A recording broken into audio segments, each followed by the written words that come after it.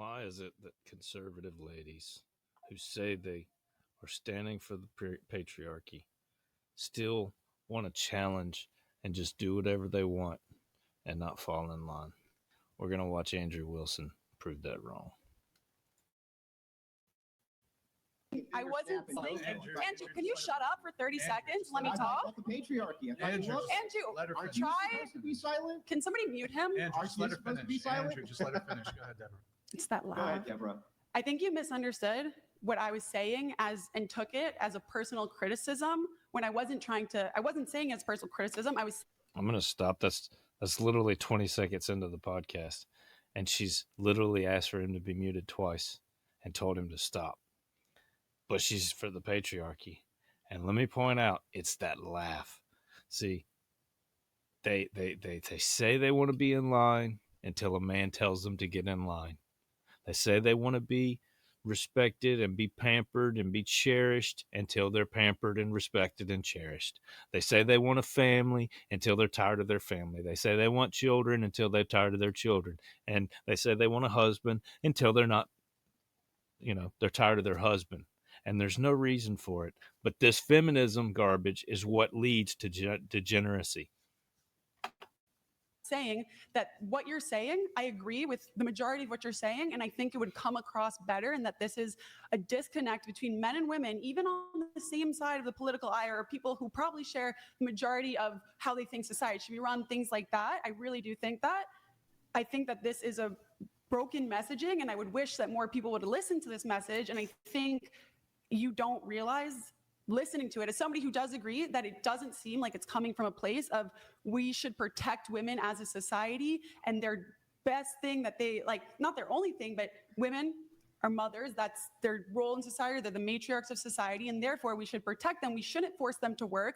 We shouldn't have to have them working 9 to 5s and being corporate slaves to their bosses who don't care about them. And I think the difference is we shouldn't have men and women going 50-50. Okay, well, you guys are the ones who initiated that stuff, okay? You guys are the ones who wanted jobs. You guys are the ones who wanted corporate jobs. You guys are the ones who wanted to go to college. You guys are the ones who wanted to basically have whatever you want. You guys are the ones who wanted no-fault divorce. You guys are the ones who wanted support. You guys are the ones, all right, you automatically get the child in the event of a divorce, unless a man has like multiple thousands of dollars saved up and ready to spend on an attorney. And that's a piss up a rope on whether he's going to actually win. Most of the time, not. And I hope you know what pissing up a rope is. It means it's pretty much not going to happen. So you guys are the ones who wanted, you ladies, you gals are the ones who wanted this. Okay, now that you have it, you don't like what you got. Well, we're the ones who have to go and automatically sign up for a draft at 18. We're the ones who have to go defend this country because you women voted on it. Every man that has a vote that has to be backed up by his automatic, unwavering support and go into that draft, anybody who doesn't is called a what? A draft dodger. What do we do with draft dodgers? We take away their right to vote. We take away a bunch of personal freedoms. We strip them of their manhood, essentially. We treat them like cowards, and we ostracize them. And those things are good and should be done. I'm not dispute of that. That should be done. We should all be proud of our country. But yet women have no such responsibility other than to be a mother and a wife. And that comes from where? Coming from a place of genuinely loving women and understanding their importance to the world and to traditional relationships and traditional values and Christianity and everything alike. It seems sometimes that the disconnect in the messaging is that it's just coming from a place of like, you're a woman, you have a duty to do this, when rather, why do we have that duty? Like, not why do we have that duty aside from the religion, but aside from the religion, that's the biggest part. You claim you're Christian. You claim you're in support of God's order and his hierarchy. God placed this hierarchy place. The marriage comes from God. Okay? It doesn't come from daddy government. It doesn't come from the federal government or the state government. It doesn't come from some whatever. It comes from God. Okay? At the end of the day, all of these, do not kill comes from God. Do not steal comes from God.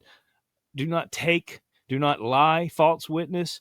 All of these laws that most of these countries have, even the friggin' secular ones that act like they're, completely antithetical to God and antithetical to anything holy and righteous.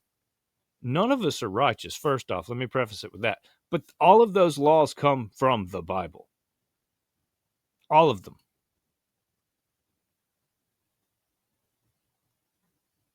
At the end of the day, yes, even Egypt, before those laws came from God, had a do not kill. If you kill, you'll be killed kind of mindset. So I will say there is at least that one thing, and probably stealing too. But the rest of it, you're insane if you think that those things do not come from God. So now you're saying, other than the religion. Well, then what else is there, lady?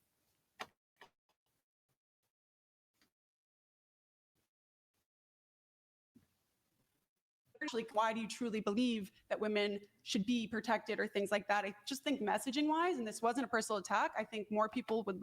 Because women are weaker. Women are more easily deceived, hence the garden.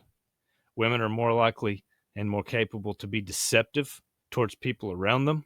They're more likely to abuse children. They're more likely to cheat on men. They're more likely to lie. Do I need to continue to keep going?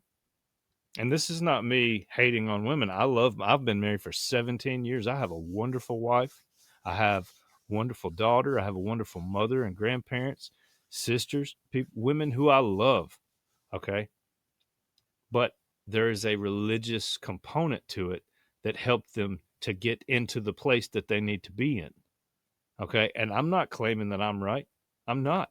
I'm only following God's solutions, God's commands, God's laws. Marriage should have nothing to do with the state whatsoever. Andrew says in other times it should be just that of the marriage. Why are homosexuals getting married? It is a religious act. You can't tell me you're religious and being a homosexual. I'm sorry. You can say that. Actually, you can say that, but it's a lie. It's a lie from the pit of hell.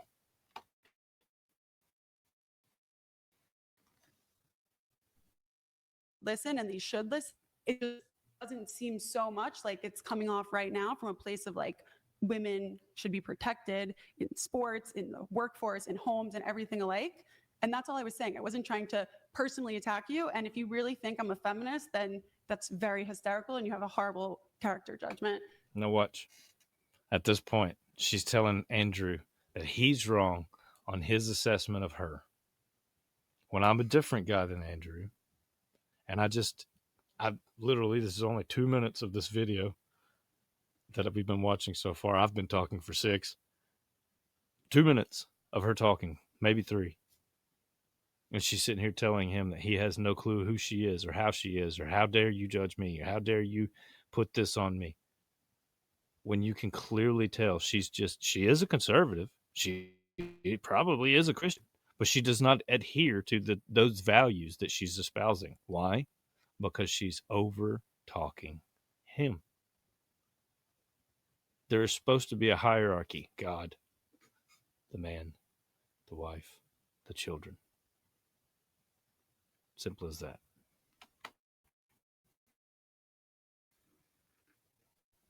Great. So can I respond now? Go ahead, To Andrew. all that prattle. So let me just respond and say, I think it's hilarious that you say, oh, I heart patriarchy. And the second you're in a conversation with a man, the first thing you do is go, how dare you speak? How dare you speak to me out of turn, good sir? How dare you not be walking on the eggshells? No, how dare you not be crawling on the eggshells, groveling at my feet? And look at the look of entitlement on her face. See, and maybe there is not entitlement. Maybe I'm just falsely judging it. If that's the case, sorry. However, she is clearly displaying the exact same characteristics as most typical feminists. Oh, strong. See, look the way she just rolled her eyes, the way she just grimaced, basically, because how dare he know my opinions? How he doesn't know me?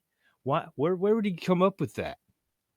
What we're not capable? Are men not capable of making an assertion and a claim? Yeah, I think we are.